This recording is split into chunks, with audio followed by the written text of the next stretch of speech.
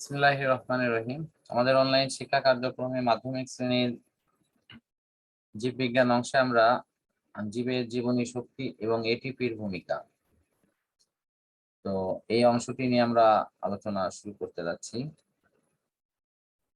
আজকের আলোচনার শুরুতেই আমরা প্রথমে দেখব যে এই এটিপি কি। এর পুরো অর্থ হলো এডিশনাল ট্রাইফসফেট। যে কোনো জীব তার খাদ্যকে হজম করার পর সে যে শক্তি উপকরণটি তৈরি করে সেটি মূলত এটিপি। তো এটিপি উচ্চ শ্রেণীর প্রায় সকল উদ্ভিদের কোষেই, প্রাণীরও কোষে কিন্তু আমাদের এই শ্বসন প্রক্রিয়া শেষে এটিপিটা তৈরি হয় এবং এটি কোষের মাইটোকন্ড্রিয়াতে সঞ্চিত থাকে। সেই জন্য মাইটোকন্ড্রিয়াকে বলা হয় কোষের শক্তিঘর। প্রতিনিয়ত জৈবিক কার্যাবলীর জন্য এই এটিপি কিন্তু খরচ হয়।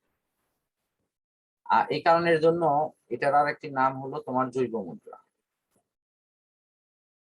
তো ক্রেবস চক্রের পর্যায়ে গিয়ে প্রায় অনেকগুলো ধাপ অতিক্রম শেষে 38 অণু এটিপি কিন্তু তৈরি হয় শ্বসন প্রক্রিয়া শেষে।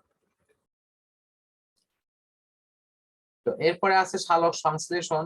উদ্ভিদ যে প্রক্রিয়ায় সূর্যালোকের উপস্থিতিতে ক্লোরোফিলকে ব্যবহার করে পানি এবং খনিজ লবণকে নিয়ে পানিকে ভেঙে ফেলে এবং উপাদান হিসেবে অক্সিজেন এবং খাদ্য অংশগুলো তৈরি করে, উপাদান হিসেবে অক্সিজেনকে তারা ছেড়ে দেয়। আর এই কার্বন ডাইঅক্সাইড এবং পানি নানাবিধ পানির এই তোমার হলো অক্সিজেন অংশ দেওয়ার পর থাকে হাইড্রোজেন অংশ, পরিবর্তনের মধ্য দিয়ে এরা কিন্তু এই সালোক সংশ্লেষণ ক্রিয়াটি সম্পূর্ণ করে। অর্থাৎ কার্বন ডাইঅক্সাইডের সাথে পানির বিক্রিয়াতে যদি সূর্যালোক উপস্থিত থাকে তাহলে সেখানে গ্লুকোজ, পানি এবং অক্সিজেন তৈরি হয়। এখন এই সালোক সংশ্লেষণ প্রক্রিয়াটি সাধারণত দুইটি ধাপে সম্পূর্ণ হয়। একটি হলো তোমার আলোক নির্ভর পর্যায়, যে পর্যায়ে উদ্ভিদ সূর্যালোকের শক্তিকে ব্যবহার করে পাতার ক্লোরোফিল এর সাহায্য নিয়ে উদ্ভিদ তারা খাদ্য তৈরি করে। কি প্রক্রিয়ায় খাদ্যটি তৈরি হয় সেটার উপর কিছু সংক্ষিপ্ত বিবরণ এখানে দেওয়া আছে। প্রথমে পানিকে ভেঙে ফেলে হাইড্রোজেন আয়ন এটি তৈরি করে নেওয়া হয়। যেহেতু আলোক নির্ভর পর্যায়টিতে মানে সূর্যের আলোটা অত্যাবশ্যক, সেই জন্য এটির কিন্তু একটা মানে প্রাথমিক পর্যায়ে কিছু সংকট থাকতে পারে। এই কারণের জন্য প্রাথমিক অপশনে আমরা যদি ওই বিষয় অপশনটি যদি মানে ভেঙে নেই বা এটাকে যদি সরলীকরণ করে নেই তাহলে কাজটা কিন্তু অত্যন্ত সহজ হয়ে যায়। তো আমাদের এই যে আলোক নির্ভর পর্যায়টির শেষে কি হয়, ফোটন থেকে শক্তি শোষণ করার পরে এই শক্তিটা কোষের মধ্যে এডিপি আকারে সঞ্চিত হয় এবং পরবর্তীতে এটি এটিপি তৈরিতে বিশেষ ভূমিকা পালন করে। আর এই পুরো প্রক্রিয়ার নাম হলো ফটোফসফোরাইলেশন।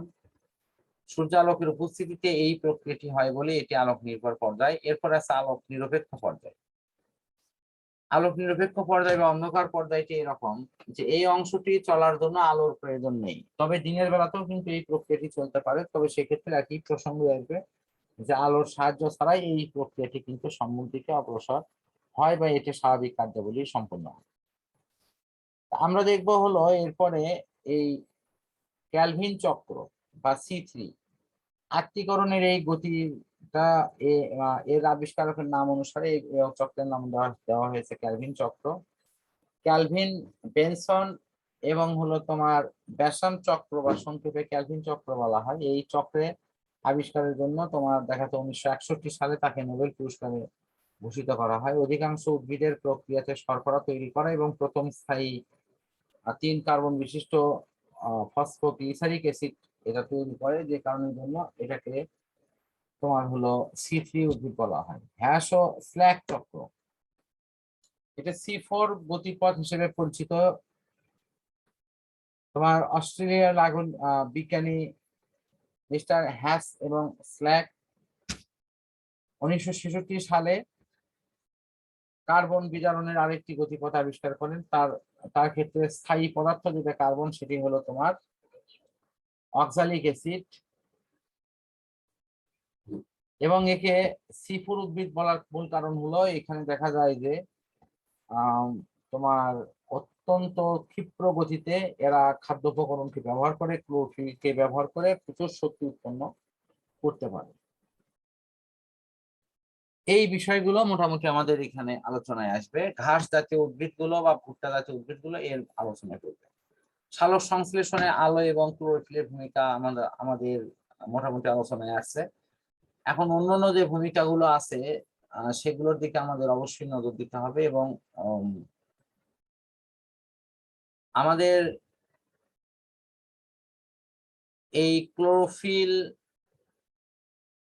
আলোক ভূমিকা এবং তার সাথে অভ্যন্তরীণভাবে পানি,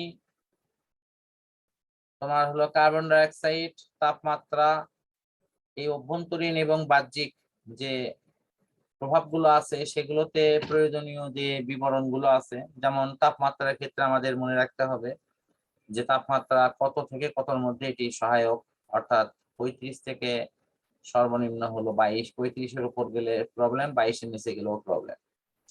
পানি কার্বন ডাই অক্সাইডকে আমাদের গ্রহণ করা বা অক্সিজেনকে গ্রহণ করা বা ত্যাগ করার ক্ষেত্রে পাতার যে স্পঞ্জি মেসোফিল স্তর এটি সবসময় ভিজা রাখতে হয়। সুতরাং সালোক সংশ্লেষণের ক্ষেত্রে পানি অত্যাবশ্যকীয় উপকরণ।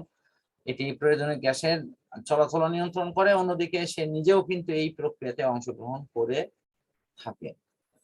অক্সিজেন, বাতাসে অক্সিজেনের ঘনত্ব যদি বাড়ে তাহলে সালোক সংশ্লেষণ হার কমতে পারে। এই কারণের জন্য অক্সিজেনের একটা নির্দিষ্ট মাত্রা কিন্তু রাখতে হয়। খনিজ পদার্থ, বিশেষ বিশেষ কিছু খনিজ পদার্থ যেমন নাইট্রোজেন, ম্যাগনেসিয়াম থেকে শুরু করে অনেকগুলো খনিজ পদার্থ আছে যাদের উপস্থিতি হলে মানে মাটির উর্বরতা শক্তি হ্রাস পায়। আবার কোনো কোনো ক্ষেত্রে সেগুলোর অভাব হলেও কিন্তু উর্বরতা শক্তি হ্রাস পায়। অর্থাৎ যেখানে প্রয়োজন সেখানে দিতে হবে, যেখানে এক্সেস সেখান থেকে এটি সংগ্রহ করতে হবে। অভ্যন্তরীণ প্রভাবকের মধ্যে আছে পাতার বয়স এবং সংখ্যা। পাতার বয়স যদি কম হয়, বিশেষ করে মধ্যম বয়সী পাতা, এবং সংখ্যা যদি অনেক বেশি হয় তাহলে সেখানে সালোক সংশ্লেষণের হারটা অনেক বেশি হয়ে থাকে। বিশেষ বিশেষ পদার্থগুলোর মধ্যে শর্করার পরিমাণ যদি কম থাকে তাহলে সালোক সংশ্লেষণ বেশি হবে। তারপরে অন্যান্য মৌলগুলোর মধ্যে পটাশিয়াম, এনজাইম, এগুলোর বিষয়ে এখানে উল্লেখ করা আছে। জীবজগতের সালোক সংশ্লেষণের গুরুত্ব। সালোক সংশ্লেষণ আমাদের অত্যন্ত প্রয়োজনীয় একটি প্রক্রিয়া, যে প্রক্রিয়াটি সম্পূর্ণ হওয়ার মধ্য দিয়ে সমস্ত জীবকুল উদ্ভিদ থেকে তাদের খাদ্য উপকরণটি সংগ্রহের যে প্রাথমিক প্রক্রিয়া সেটি সম্পূর্ণ হয়, এবং এর মধ্য দিয়েই দেখা যায় যে সমস্ত জীবকুল তাদের খাবারকে প্রত্যক্ষ বা পরোক্ষভাবে এই সালোক সংশ্লেষণ প্রক্রিয়ার মাধ্যমে সংগ্রহ করে থাকে।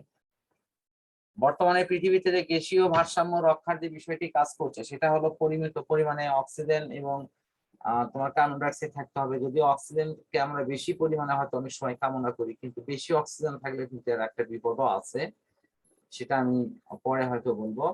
যে অক্সিজেন বেশি থাকার অর্থ অথবা নাইট্রোজেন গুলো কমে যাওয়ার অর্থ হচ্ছে যে আগুন যদি কোথাও লাগে তাহলে এই আগুন সহজে নিভবে না এবং সারা পৃথিবী ছারখার হয়ে যাবে পুড়ে, এবং আমাদের ভিতরে জারণ ক্রিয়াটা অত্যন্ত দ্রুত ঘটবে, ফলে আমরা দ্রুত বুড়িয়ে যাব।